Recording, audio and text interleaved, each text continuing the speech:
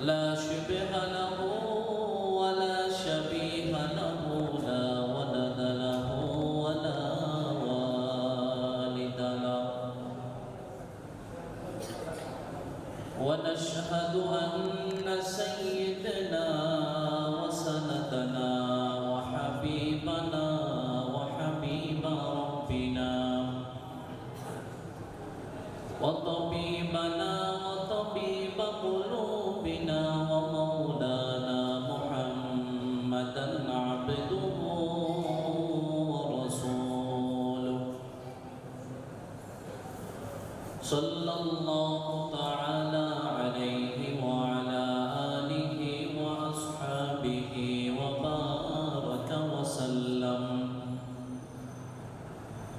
وبارك وسلم تسليما كثيرا كثيرا الذي أرسله الله تعالى بالحق بشيرا ونذيرا وداعيا إلى الله بإذنه وسراجا منيرا أما بعد فأعوذ بالله من الشيطان الرجيم بسم الله الرحمن الرحيم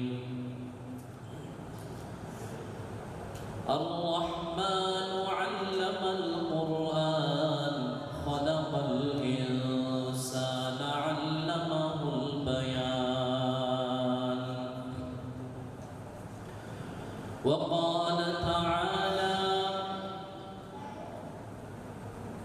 إن الله يأمر بالعدل والإحسان وإيتاء ذي القربى وينهى عن الفحشاء والمنكر والبغي يعظكم لعلكم تذكرون وقال تعالى أولم ير الذين كفروا أن السماوات والأرض كانتا رتقا ففتقناهما وجعلنا من الماء كل شيء حي أفلا يؤمنون وقال رسول الله صلى الله عليه وسلم إن لله أهلين من الناس من هم يا رسول الله هم أهل القرآن وخاصته أو كما قال عليه الصلاة والسلام حمد ہے سب تیری ذات کبریا کے واسطے حمد ہے سب تیری ذات کبریا کے واسطے اور درود و نعت ہے ختم الانبیاء کے واسطے پاک کر ظلمات عصیان سے الہی دل میرا کر منور نور عرفان سے الہی دل میرا شرک عصیان و ضلالت سے بچا کر اے کریم کر ہدایت مجھ کو اب راہ صراط سبحانك لا علم لنا إلا ما علمتنا إنك أنت العليم الحكيم رب زدني علما رب اشرح لي صدري ويسر لي أمري واحلل عقدة من لساني يفقه قولي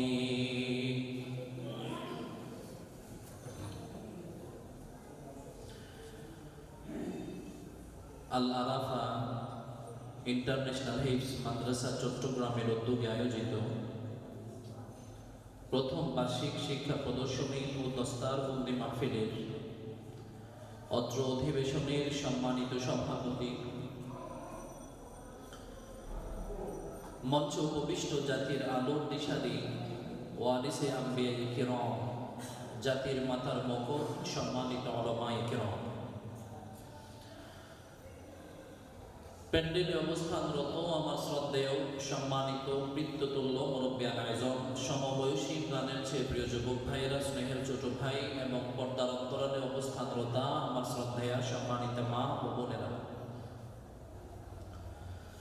আলোচনার প্রারম্ভে সর্বোপরি সমস্ত প্রশংসা সেই মহান রব্বুল আলামিনের শাহী দরবারে, যেই মহান রব্বুল আলামিন আমাদের সকলকে অত্যন্ত দয়া ও মেহেরবানি করে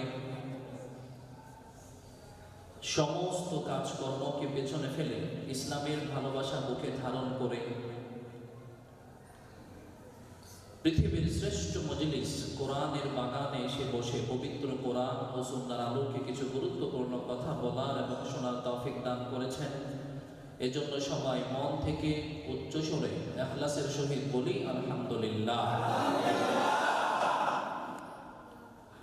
অসংখ্য অগণিত দরুদ প্রেরণ করছি বিশ্ব মানবতার মুক্তির দূত, উম্মতের কান্ডারি, সাইয়্যিদুল মুরসালিন, রাহমাতুল লিল আলামিন, বিশ্ব জাহানের সরদার মুহাম্মদুর রাসূলুল্লাহ সাল্লাল্লাহু আলাইহি ওয়াসাল্লামের প্রতি।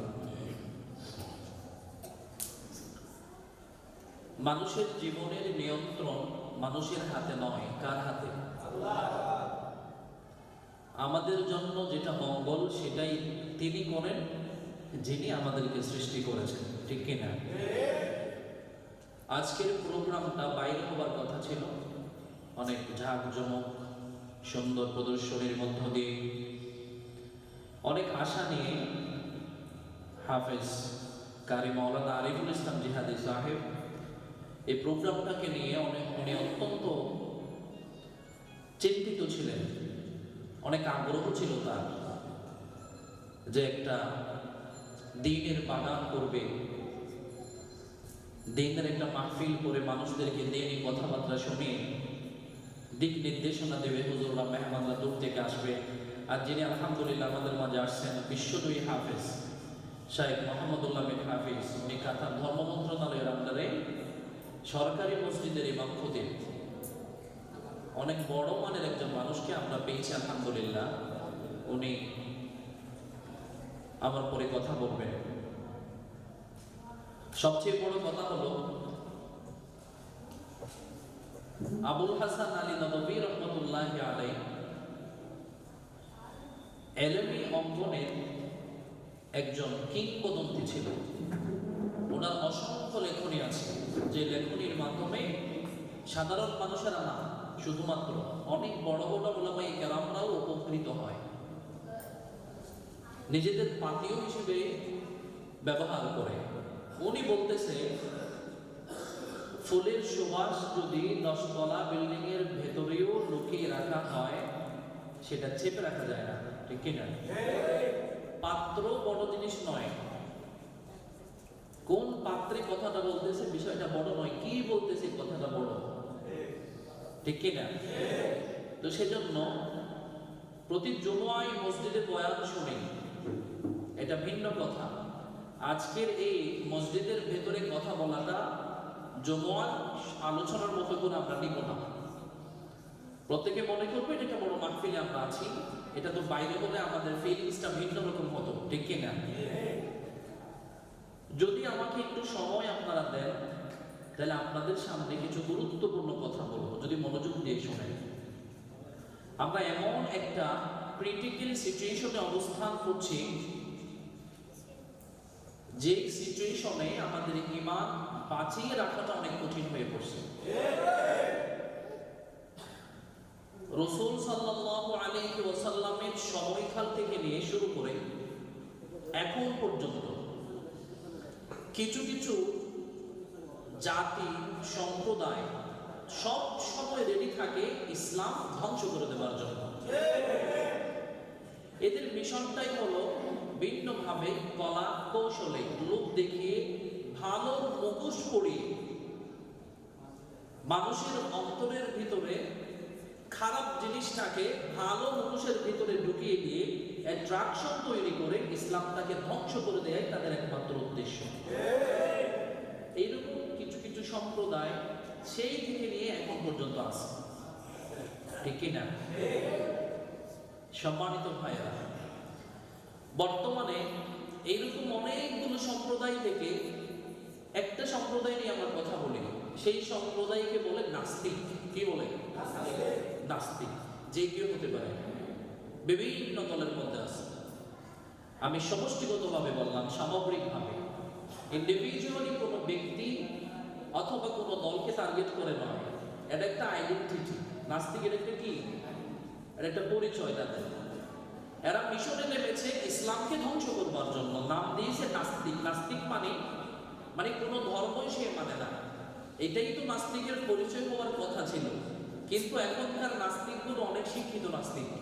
এরা শুধুমাত্র ইসলামের দুশমন, অন্য ধর্ম নিয়ে তাদের কোনো মাথা ব্যথা নেই। হিন্দু আগ্রাসনে হিন্দুত্ববাদ নিয়ে কোনো মাথা ব্যথা নেই। সারা পৃথিবীর সভ্যতা নষ্টকারী সেই পশ্চিমা লাল কুত্তাদের ধর্ম নিয়ে কোনো মাথা ব্যথা নেই। আমাদের একমাত্র একনিষ্ঠ সত্য শাশ্বত বিধান ইসলাম নিয়ে তাদের মাথা ব্যথা। তারা পাইতারা করে অপচেষ্টা চালাচ্ছে মহাগ্রন্থ আল কোরআন থেকে মানুষদেরকে বিমুখ করবার জন্য। দুই ভাবে হয়। এক, কোরআন এটা তো শুধুমাত্র মসজিদের ভেতরে থাকবে, কোরআন এটা দিয়ে শুধুমাত্র খতম পড়বে, কোরআন এটা দিয়ে শুধুমাত্র তাবিজ লিখবে। একদল এইভাবে মানুষদেরকে কোরআন থেকে দূরে সরিয়ে নিয়ে যাচ্ছে। এটাও কিন্তু কোরআন থেকে দূরে সরিয়ে নিয়ে যাওয়া। আরেক দল, ওই একই দল আরেক ভাবে মানুষদেরকে কোরআন থেকে দূরে সরিয়ে নিয়ে যাচ্ছে। সেটা হলো তারা বলতে চায় কোরআন এটা আল্লাহর কালাম নয়, এটা মানুষের বানানো গ্রন্থ। এখন আমি বলতেছি আপনাদেরকে, শোনেন, কোরআন এটা আসলে আল্লাহর গ্রন্থ নয়। যদি আল্লাহর গ্রন্থ হয় তাহলে আপনি আমাকে প্রমাণ দেন। না, কথা মনোযোগ দিয়ে শুনতে হবে। শুনতেছেন? আমি আপনাদেরকে বলতেছি কোরআন এটা আল্লাহর গ্রন্থ নয়। যদি আল্লাহর গ্রন্থ হয় তাহলে আপনি আমাকে প্রমাণ দেন। কিভাবে বুঝবো এটা যে আল্লাহর গ্রন্থ? সরাসরি আল্লাহ আপনাকে দিছে? কথা বলে না। আপনার হাতে দিছে? কার কাছে পাঠাইছে? রাসূল সাল্লাল্লাহু আলাইহি সাল্লামের কাছে পাঠাইছে। আপনাকে এই কথা কে বলছে? কোরআন এটা নবীজির কাছে আসছে। আপনি নবীজিকে দেখছেন? কোরআন এটা আল্লাহর নবীজির কাছে পাঠাইছে, এই কথা আপনাকে কে বলছে? কোরআন বলছে। কে বলছে? তো কোরআন যে বলছে এটা তো আল্লাহর কথা, আমি তো এটাই মানি না। আমি তো কোরআনটাকেই মানলাম না। এটা যে আল্লাহর গ্রন্থ, যেখানে আমি সেটাই মানি না, আপনি আমাকে বলতেছেন নবীর কাছে পাঠাইছে, জিবরাইলের মাধ্যমে। আপনাকে সাহাবী বলছে, তাবিঈনকে তাবিঈন, তাবে তাবিঈনকে বলছে, নাইবে মুতাকাদ্দিমিনদেরকে বলছে, ওনারা মুতাআখিরিনদেরকে বলছে। আমরা পর্যন্ত আসছে কথাটা, ঠিক কি না? আমরা কি নিজের চোখে দেখছি? কি প্রমাণ দেবেন আপনি এটা আল্লাহর গ্রন্থ?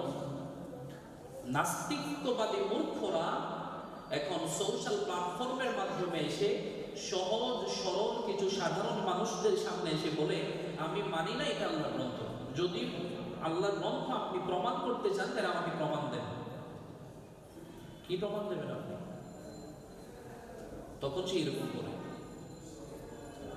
হ্যাঁ তাই তো, বলে এটা আল্লাহ পাঠাইছে আমার নবীর কাছে। এখন নাস্তিক পাল্টা প্রশ্ন করতেছে, আপনাকে এই কথা কে বলছে? বলো হুজুররা বলছে। তো হুজুর তো মিথ্যে বলতে পারে, সত্য বলতে পারে, ঠিক কি না? একটা খবর, তাই এইটুকু বললেই ওই নাস্তিকের মুখ বন্ধ করা যাবে না। এমন ভাবে তাকে উত্তরটা দেয়া লাগবে যাতে সে স্যাটিসফাইড হয়ে যায়, পাল্টা প্রশ্ন করার কোনো সুযোগ না থাকে, ঠিক কি না?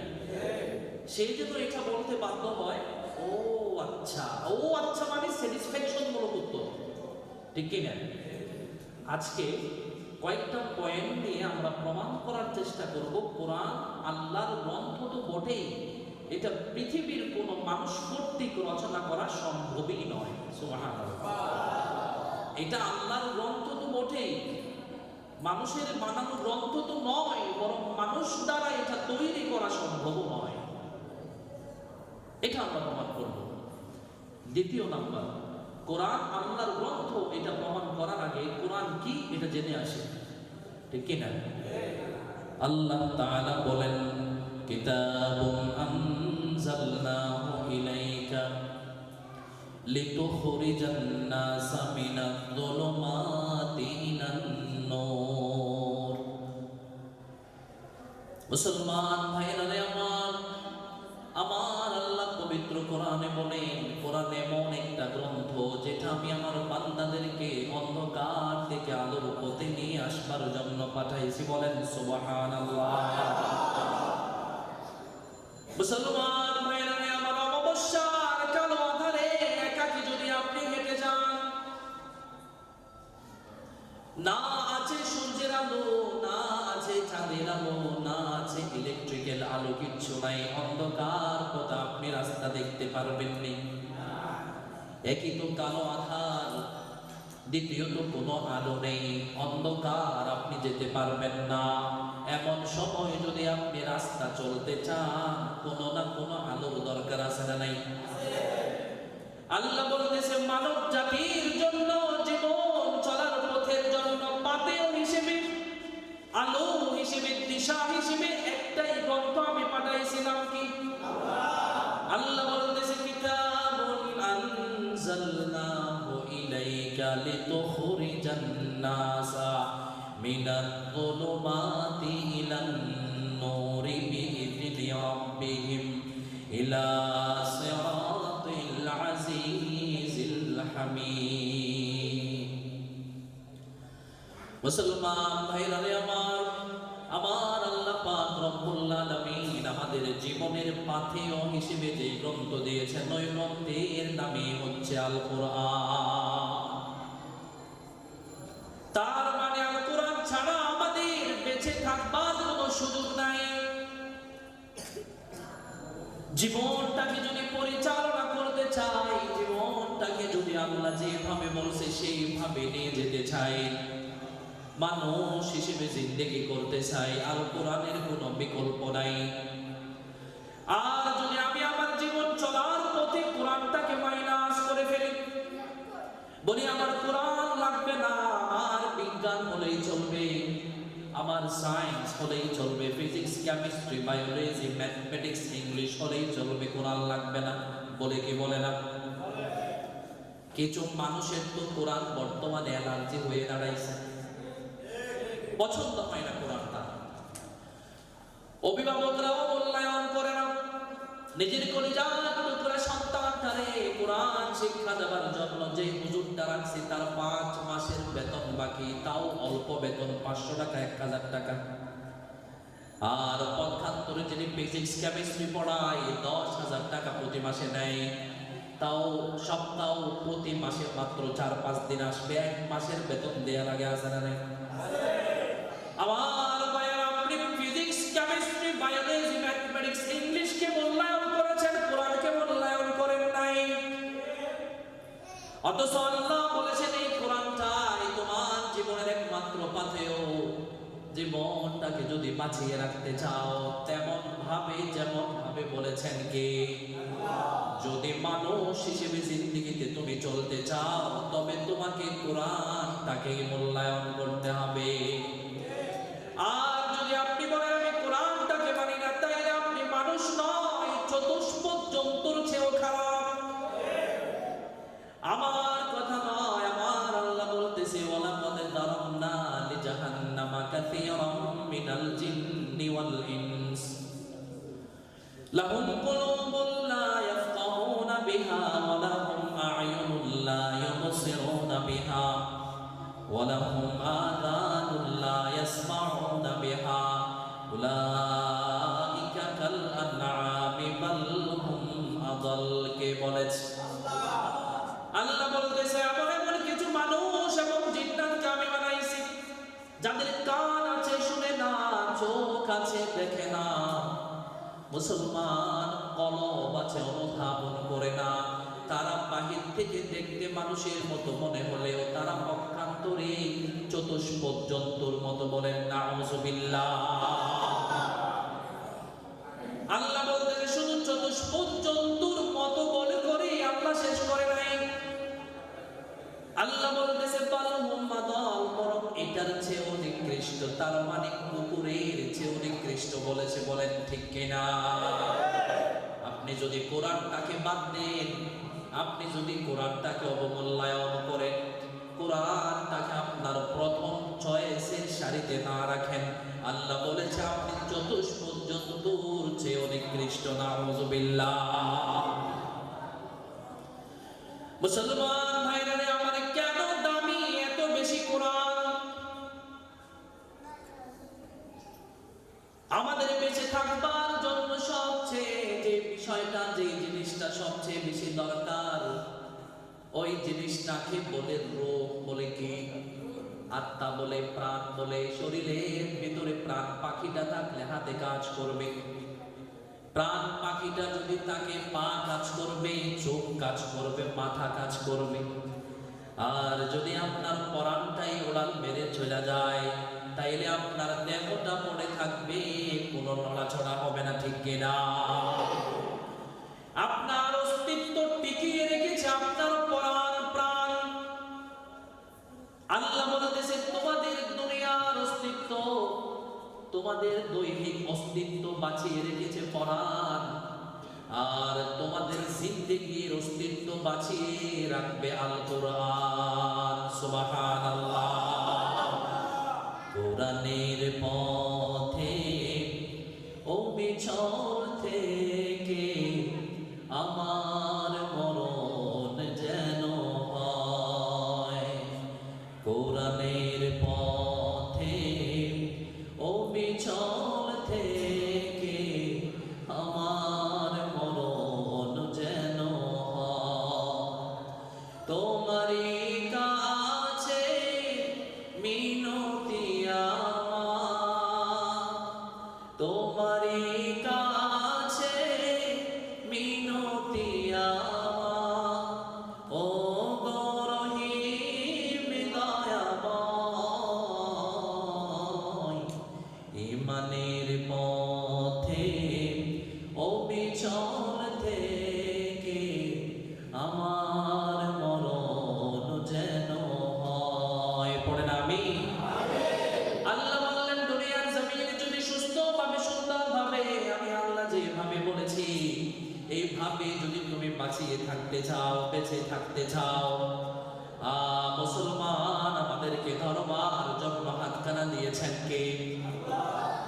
দেখবার জন্য দুটি চোখ আল্লাহ দান করছে। বান্দা, কোনদিন আল্লাহর কাছে আমি চাই না আমাকে দুটি চোখ দাও বলে নাই। কোনদিন আল্লাহর কাছে আমি বলি না আল্লাহ তুমি আমাকে ধরবার জন্য দুটি হাত দাও, চলবার জন্য দুটি পা দাও। আল্লাহকে বলি নাই। মুসলমান, আজকে 60 বছর ধরে, 70 বছর ধরে ফিরে ফিরে অক্সিজেন আল্লাহ দিয়েছে। একটা দিনের জন্য যদি, এক সপ্তাহের জন্য যদি আইসিইউতে আপনার ভর্তি হওয়া লাগে, মধ্যবিত্ত হলে তার পিঠে মাটি পর্যন্ত বন্ধক দেয়া লাগে। ঠিক কিনা? মুসলমান, অথচ আল্লাহ 70 বছর ধরে ফ্রি ফ্রি অক্সিজেন আমাদেরকে দিয়েছে। কত টাকা আল্লাহকে দিয়েছে?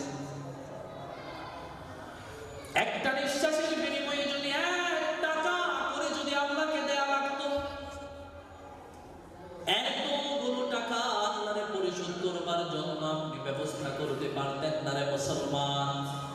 সব কিছু দিয়েছে, ফিরি ফিরি আল্লাহ অক্সিজেন দিয়েছে, ফিরি ফিরি পানির ব্যবস্থা করেছে, বাতাসের ব্যবস্থা করেছে।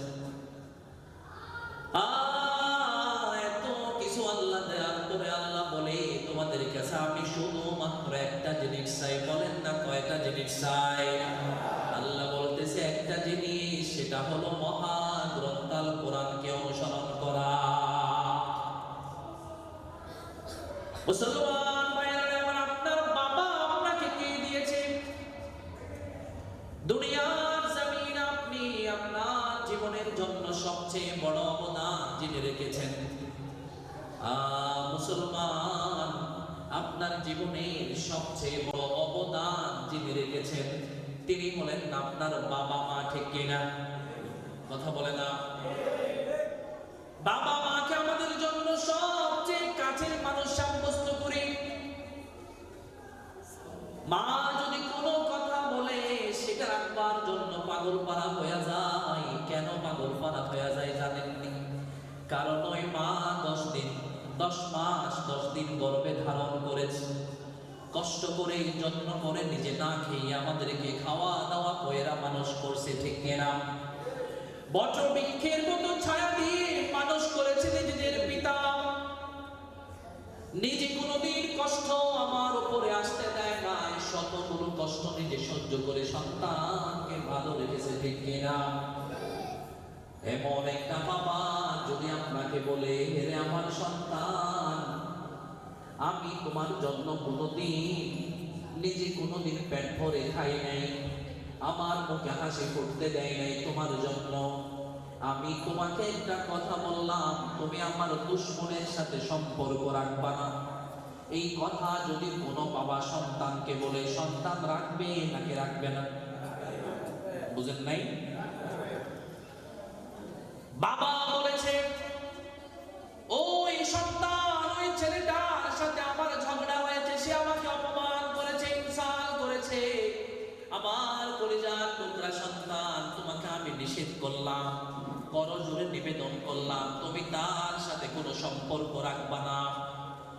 এই কথাটা বলবার পরে যদি বাজারে গিয়ে আপনার বাবা যদি আপনাকে ওই সন্তান, ওই ছেলেটার সাথে ওই দোকানে চা খেতে দেখে, বাবা মনে কষ্ট পাবে কি পাবে না? মুসলমান,